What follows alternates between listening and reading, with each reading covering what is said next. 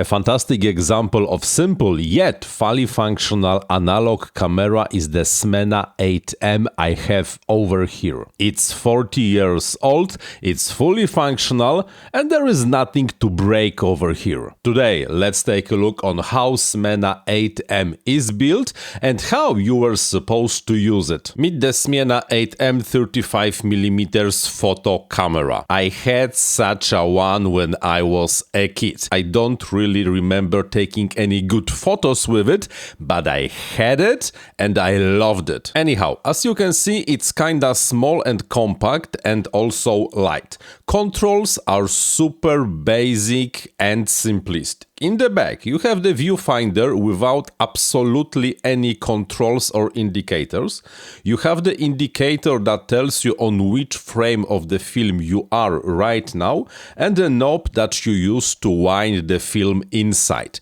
We will cover the winding and how you are supposed to put the film inside later. On the top you have the shoe for the flashlight, but it's a cold shoe, there are no contacts over here. If you wanted to use a flashlight, you were supposed to connect it with a cable to the shutter that is located here on the lens. There was just a cable and you were plugging this cable into this socket. And of course you get the shutter release button and the knob you use to wind the film back into the cartridge. Minimalistic, right? Slightly more controls are located in the front of the camera, especially on the lens itself. Okay, small explanation. This section over here, the part that extrudes in the front, is not all lens. This part contains the shutter and the lens itself is only this part over here that you can thread in and thread out into this section. On the lens you get the distance scale because there is no rangefinder or anything like that.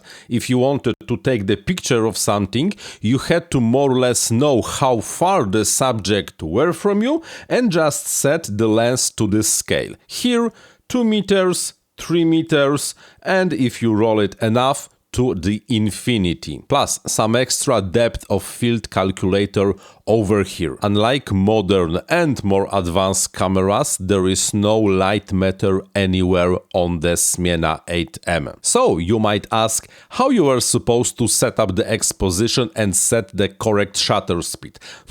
Very simple. See those icons over here? What you were supposed to do, you were supposed to set the shutter and align this small red mark over here with the icon that represents the current lighting conditions. Full sun, sun behind cloud, clouded sky, fully clouded sky, rain. Of course, if you wanted, there is also a number scale, but if you do not have the light meter with you, well, then the number scale is basically useless. When outside, just set the shutter based on the weather and you should be golden. And of course, there is this lever over here. This is a shutter cocking lever. When you wind the film with the knob over here, it's only winding the film. When you wanted to make the picture, you were supposed to cock the shutter with the lever, point, and then press the release button. Now you are probably wondering, but what about the aperture? How you are supposed to set the aperture and how you are supposed to inform the camera which film speed, which film sensitivity you are using. And the answer is extremely simple. See this dial over here? This is a dual purpose dial that you use to set both the aperture and the film speed. In this camera, when you are using those icons, those pictograms, the ISO speed and the aperture are connected. For example, now I have the ISO 100 equivalent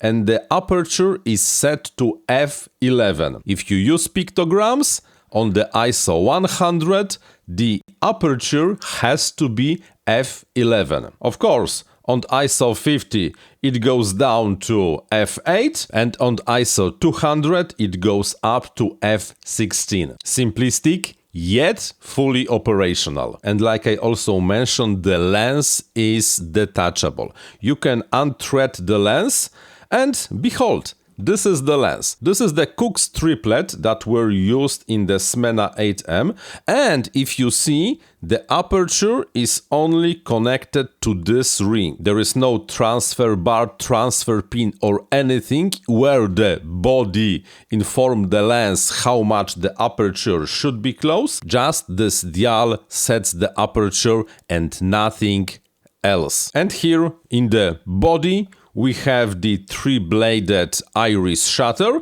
and when I will cock it and set, for example, to time B and press, the shutter opens and then it closes. So the instruction manual for the Smena 8M is: first, you set the sensitivity using the dial on the lens, like I have it right now for ISO 100.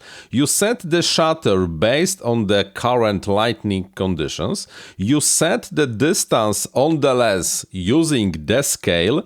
Then you wind the film with your thumb until you feel that it stopped moving. Then you cock the shutter with the index finger, point, and shoot. Oh, but you ask how you supposed to load the film inside. Quite simple as well. Unfortunately, I do not have any film today with me, so I will just show you how this is supposed to work in the theoretical way. You should put the film cartridge into this place over here, extend it a little and attach this to this spool over here. Then, after putting both spools, the cartridge over here and the spool to the camera, you are supposed to just add some tension to the film so that the film engages with this ratchet over here. This ratchet is what stops the film after you moved it far enough and also powers the current frame indicator over here.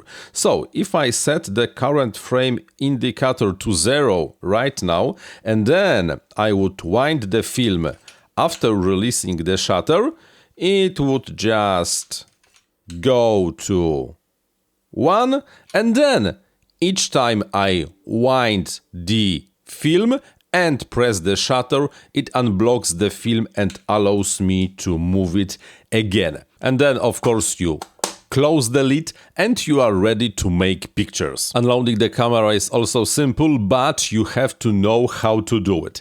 Yes, there is a quite obvious knob over here that you are just supposed to use to wind the film back into the cartridge, but you also had to release the block. So you could wind back the film only when the shutter release button was pressed. So you press the button, hold it pressed, and then just wind the 36 or 38, depending on the film, frames back until it's fully inside of the cartridge and you can get it developed. What else can I say? That's the simplicity of the Smena 8M. Here's the next video you should watch. In the meantime, I'm Paweł Spychalski, thank you very much for watching and, like always, happy filming!